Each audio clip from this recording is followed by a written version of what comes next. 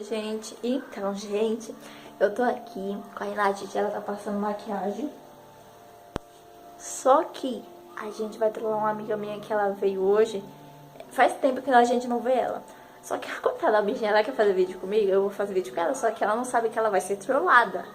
Nossa, mano, nem cheguei, já estão me trollando. Mas isso aí, gente, fica de olho no vídeo e vai ser muito da hora. Eu sei que ela vai querer me matar. Vai querer me matar, mas é a vida. Bora lá pro Você é fim.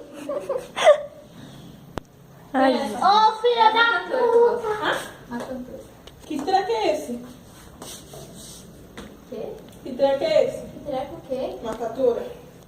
Cantora! Não tá horrível isso aí?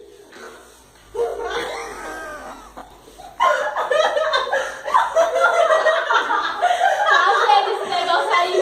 Dani, que negócio é...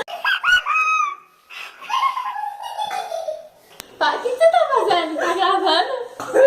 É pimenta que o Tati tomou. Ai, que vagabunda! É porque ela não tomou tudo, só foi uma trollagem de leve só. Eu sabia que tava um bagulho esquisito aí, ó. Por que não toma? Belinha? Agora quem toma, porque com o cara... Depois...